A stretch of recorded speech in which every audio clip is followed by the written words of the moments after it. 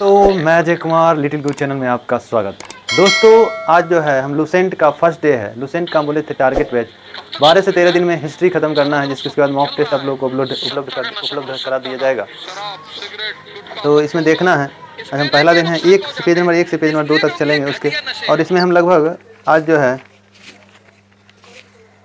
1 page 2 page 3 page 4 page हम लोग पढ़ने का कोशिश करेंगे, मतलब पेज नंबर 8 तक। पहले आपको हम 1 से 2 पेज का हम डाटा अपलोड कर देते हैं, मतलब आज पूरे दिन में 8 पेज नंबर तक हम लोग चलेंगे, क्योंकि समय अभी 2-4 दिन से नहीं मिल पा रहा, जिसके कारण वीडियो हम लगातार अपलोड नहीं कर पा रहे हैं। चलिए देखते हैं। उत्तर भारत के उत्तर में चीन, नेपाल, भूटान है और हिमालय है। दक्षिण में हिंद महासागर है। पूर्व में बांग्लादेश और म्यांमार है। पश्चिम में पाकिस्तान, अफगानिस्तान है। और दक्षिण पश्चिम में अगर कहा जाए तो इंडोनेशिया है। भारत को अगर किन किन नाम से जानते हैं तो जम्बू द्वीप के नाम से भी जानते हैं। भारत को मुस्लिम इतिहासकारों ने हिंदुस्तान कहा, जबकि हिंद यूनानियों ने इसे इंडिया नाम से संबोधित किया था।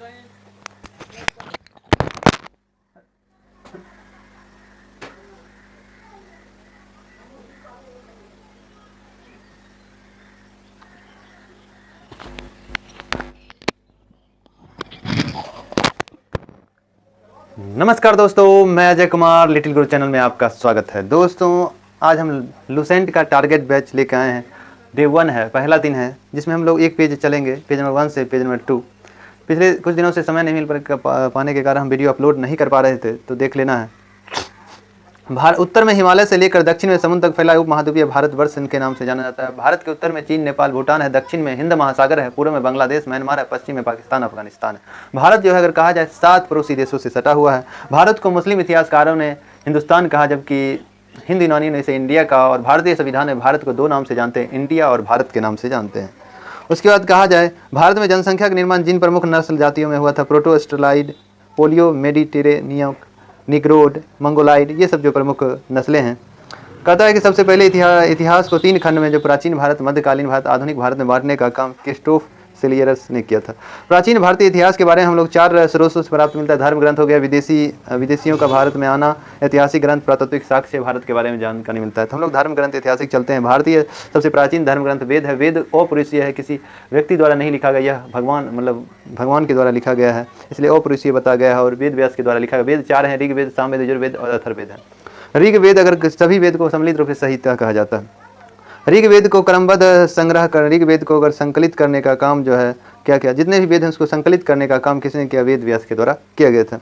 ऋग्वेद क्रमबद्ध ज्ञान के संग्रह को ऋग्वेद कहा जाता है। इसमें मंडलों की संख्या 10 है, जिसमें पहला और 10वां मंडल बाद में जोड़ा गया, सबसे नया मंडल है, जबकि सबसे प्राचीन मंडल 7वां मंडल है। और ऋग्वेद के 10वें मंडल पुरुष सूक्त की वर्णन है, जिसमें ब्रह्मा, वैश्य, शूद्र, क्षत्रिय की चर्चा है, जिसमें शूद्र की पहली चर्चा ऋग्वेद के 10वें मंडल पुरुष सूक्त में किया गया। जबकि ऋग्वेद के 3रे मंडल गायत्री मंत्र की चर्चा, जिसको विश्वामित्र के द्वारा लिखा गया था। ऋग्वेद के 8वें मंडल हाथ से जो लिखा गया उसको खिल कहा गया। ऋग्वेद के 9वें मंडल देवता सोम की चर्चा।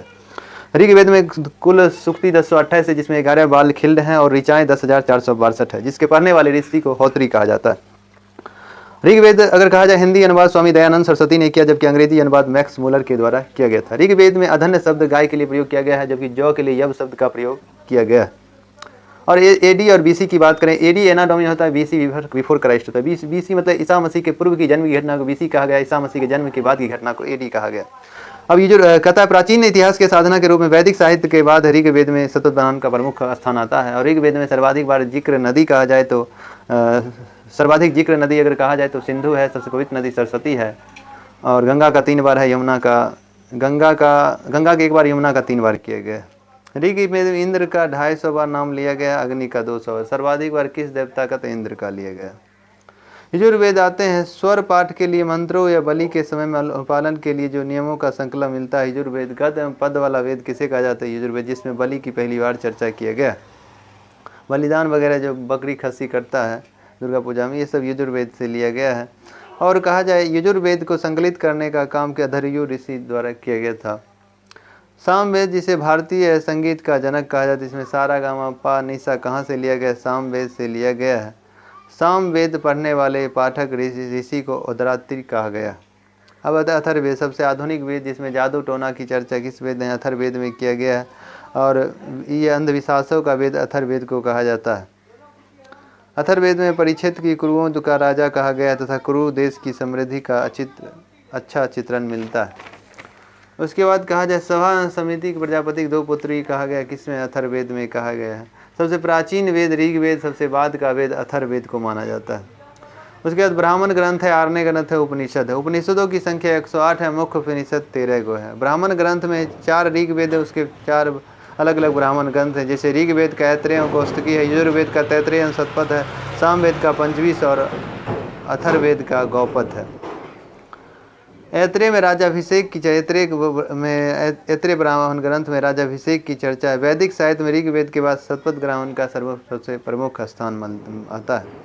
उपनिषदों की संख्या 108 है, जैसे मूल उपनिषदों की संख्या 13 है। स्त्री की सबसे गिरी हुई जो स्थिति थी उसे मैत्रिणी संहिता कहा जाता था। शतपथ ब्राह्मण ग्रंथ में ही स्त्री को पुरुष की अर्धांगिनी कहा गया है। आश्रम जो है 4 गो है, सूत्र 4 गो है। तो आश्रम जो है ज्वाला उपनिषद में 4 आश्रम की चर्चा, जबकि 3 आश्रम की चर्चा छंदोग उपनिषद में किया गया है। स्मृति ग्रंथ में सबसे प्राचीन स्मृति मनु स्मृति है, जो मनु द्वारा लिखा गया था। इसका अंग्रेजी अनुवाद जॉर्ज बुलर ने किया था।